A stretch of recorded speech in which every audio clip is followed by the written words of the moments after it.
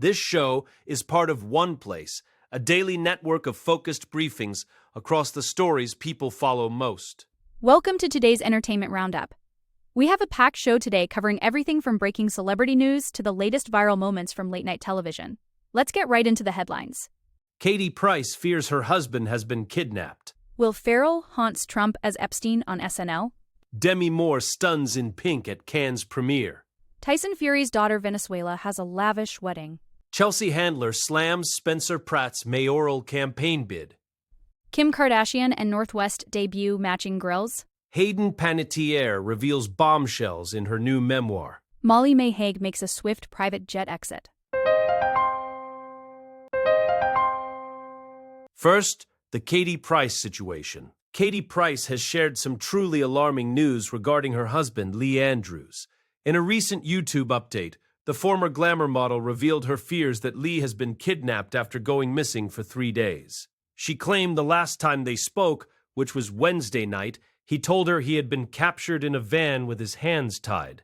This conversation allegedly happened as he was traveling through the Hatta border in Dubai. Since then, his phone has gone dead and his location services were turned off.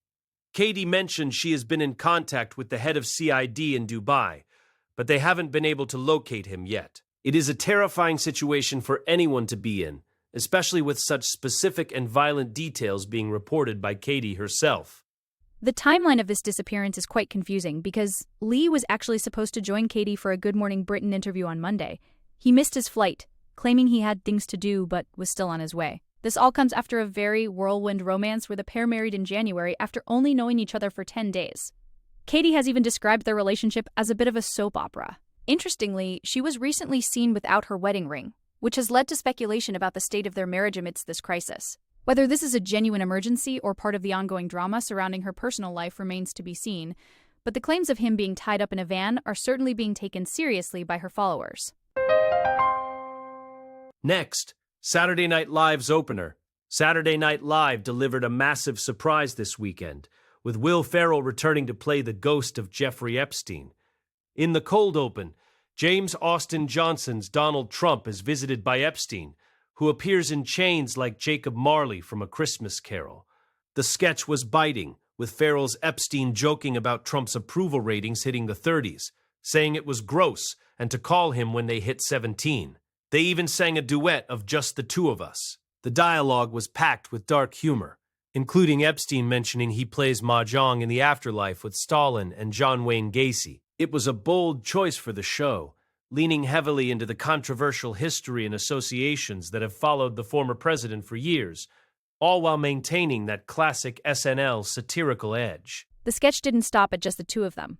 Ferrell's Epstein showed Trump visions of a chaotic future, featuring SNL cast members as various political figures. We saw Ashley Padilla as Kristi Noem selling vacuum cleaners, and Aziz Ansari as FBI Director Kash Patel hosting a podcast called The Cash Cast with Colin Jost's Pete Hegseth.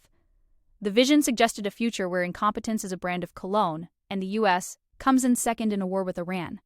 The most pointed moment was when Epstein suggested they should have taken more pictures together, to which Trump replied that it was actually bad they took any at all. It was a high-energy segment that used Ferrell's legendary comedic timing to tackle some very heavy political baggage, making it one of the most talked-about openings in recent months.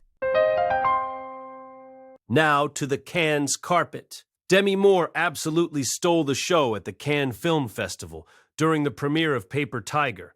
At 63, she looked incredible in a dramatic bright pink ball gown that featured a massive bow across the front. She leaned into the theme completely, pairing the dress with matching pink bow heels and stunning diamond earrings. It was a masterclass in red carpet glamour, proving she still knows how to command a room. The premiere itself was a star-studded affair, bringing out big names like Cate Blanchett, who opted for a more understated but elegant black dress. The atmosphere was electric as the stars gathered for one of the most anticipated films of the festival. Demi's bold fashion choice was definitely the highlight of the evening, making headlines across the globe for its vibrant and playful aesthetic. The red carpet also featured a very elegant Barbara Palvin, who is currently pregnant and was seen cradling her bump in a beautiful cream floaty dress. She was joined by her husband Dylan Sprouse, and the couple looked radiant. Other notable attendees included Love Island's Ekin Su-ko-Chalalu and director Chloe Zhao, who wore a unique animal-spotted dress with spiked shoulders. As for the film Paper Tiger, it marks a reunion for Scarlett Johansson and Adam Driver, their first since Marriage Story. The plot is a gritty crime thriller about two brothers who get caught up in a dangerous scheme involving the Russian mafia. With James Gray directing and a cast that also includes Miles Teller, the film has a lot of buzz. The premiere was the perfect blend of high fashion and high-stakes cinema, setting a high bar for the rest of the festival. Moving to the Fury wedding, Tyson Fury's eldest daughter, Venezuela, tied the knot this weekend in a lavish ceremony on the Isle of Man. At just 16 years old, she married her 19-year-old fiancé, Noah Price, after dating for about a year. The wedding took place at the Victorian Royal Chapel of St. John's and was a massive family affair. Venezuela wore a stunning lace fishtail gown with an incredible 50-foot train. In a fun twist, she stuck to her promise of wearing white Crocs for comfort, paired with black sunglasses. Tyson was clearly moved by the event, telling reporters that it was beautiful, but noting emotionally that she is no longer a Fury.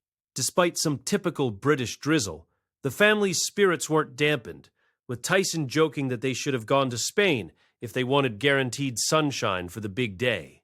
The scale of the wedding was truly impressive, especially the bridal party. Venezuela had a total of 18 bridesmaids, including 13 children. Among them were her younger sisters Valencia and Athena, as well as Bambi Fury. Paris Fury looked every bit the proud mother of the bride in a strapless blue gown and a matching wedding hat. The couple shared a sweet kiss outside the church as they were surrounded by their large, famous family. After the ceremony, the celebrations continued with a meal and dancing, where Venezuela took to the floor with her new husband. It was a significant milestone for the Fury clan, and the blend of traditional elegance with quirky personal touches like the Crocs made it a uniquely memorable event. It's clear the family is very close, and this wedding was a major celebration of that bond. Next, the Handler-Pratt feud. Chelsea Handler has sparked a heated feud with Spencer Pratt over his bid to become the mayor of Los Angeles. Chelsea took to TikTok to urge her followers not to vote for the former reality star, using some very pointed language. She argued that a straight white male former reality star with no government experience should not be considered a legitimate political candidate, asking her audience if they had learned anything yet. To make her point even clearer, she flashed images of both Spencer and Donald Trump on the screen during her video. She didn't hold back, stating that the bar for political office is on the floor and that people need to jump over it. It was a classic Chelsea Handler takedown, blending political commentary with her signature blunt comedic style, and it certainly got a reaction from the target of her criticism. Spencer Pratt was quick to fire back, as he is never one to shy away from a confrontation. He responded with a video featuring Shane Gillis from a recent Netflix roast, where Gillis joked about Chelsea attending a dinner at Jeffrey Epstein's home back in 2010. Spencer's caption was equally biting, suggesting that many people might not know who Chelsea is and offering the clip as an introduction. Chelsea has actually addressed that dinner before, explaining she went with Katie Couric and didn't stay long, but Spencer is clearly using it to undermine her credibility. Spencer is running against incumbent Mayor Karen Bass, fueled by criticism of the city's response to wildfires. Even his own sister has slammed his campaign, but he seems determined to push forward, and this public spat with Handler is only bringing more eyes to his unconventional mayoral run. Now for the Kardashian grills. Kim Kardashian and her daughter North West made a splash this Mother's Day by showing off matching diamond grills.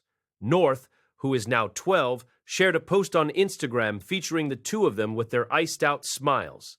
The grills appear to be a continuation of North's interest in bold dental accessories, as she has previously shown off shark-style grills from celebrity jeweler Johnny Dang. While Kim's Mother's Day post was more traditional, featuring a compilation of family moments and a message of gratitude to her children, the video of the matching grills really caught the internet's attention. It's a bold fashion statement that highlights the unique bond between the mother and daughter, even if it has sparked some debate among fans about whether such expensive jewelry is appropriate for a child of North's age. Kim has been very vocal about supporting North's creativity and fashion choices. She has stated in interviews that she would never want to take that creative outlet away from her daughter because it makes her so happy. This isn't Kim's first time experimenting with grills either. She wore a set of opal and diamond ones back in 2021, Despite the criticism, Kim maintains that she is doing her best as a single mother raising 4 children. North's style is clearly evolving, and she's already becoming a fashion icon in her own right, often pushing boundaries just like her parents. Whether they are solid gold or encrusted with diamonds, these accessories are becoming a staple for North. It's clear that in the Kardashian household, self-expression through fashion is encouraged from a very young age, regardless of public opinion.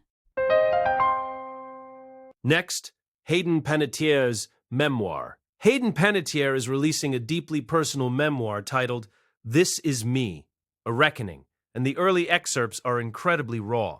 She opens up about the traumatic birth of her daughter, Kaya, in 2014. Hayden reveals she was in labor for 14 hours and required 3 hours of surgery afterward because her blood wouldn't clot during the C-section. She suffered from an infection and needed 7 transfusions to survive. The experience left her feeling exhausted and disoriented, and she bravely admits that she didn't feel an instant connection with her baby. She describes the feeling of not experiencing that rush of love people always talk about, which made the task of bonding feel insurmountable at the time. It's a powerful and honest look at postpartum struggles that many women face, but few celebrities discuss so openly. The memoir also delves into Hayden's subsequent struggle with alcoholism. She explains that while she once had a high tolerance, her relationship with drink changed drastically after Kaya was born. She recounts a harrowing moment of waking up at 6 a.m. and feeling like she needed a drink just to function and get to work. This realization that she was becoming dependent on alcohol was a turning point, leading her to seek treatment for the first time. The book, which hits shelves on May 19th, promises to cover the highs and lows of her career and personal life with unflinching honesty. By sharing these bombshells, Hayden is shedding light on the darker side of fame and the very real human challenges she has overcome. It's set to be a very impactful read for fans and anyone interested in her journey. Finally, Molly-Mae's quick exit. Molly-Mae Hague attended the Fury wedding this weekend, but made a very swift exit before the evening festivities really kicked off. The influencer, who was heavily pregnant with her second child, jetted out of the Isle of Man on a private jet around 6 p.m. The charter, which reportedly cost around £15,000 for the day, allowed her to get home quickly with her daughter Bambi. Molly-Mae chose a non-traditional wedding guest outfit, wearing black trousers and a sheer black top that showed off her baby bump. She was seen being a doting mom, cuddling Bambi, who served as one of the 18 bridesmaids. It seems the late-night partying wasn't on the cards for her, likely due to how close she is to her due date. Her priority was clearly getting back to Manchester for some much-needed rest. One notable absence at the wedding was Molly-Mae's partner, Tommy Fury. While his brother Tyson was there celebrating his daughter's big day, Tommy was nowhere to be seen. It hasn't been confirmed why he missed the event, but Molly-Mae seemed to handle the day just fine with her sister Zoe by her side. She was seen smiling and greeting other guests outside the chapel, looking radiant despite the overcast weather. The use of a private jet for such a short trip highlights the level of luxury the family operates in, covering everything from the crew to landing fees at the local airport. Even though she left early, Molly-Mae made sure to support the family and ensure Bambi could fulfill her bridesmaid duties. It was a whirlwind trip for her, but one that certainly didn't lack in style or expense. That's our show for today. Thanks for joining us for this entertainment briefing.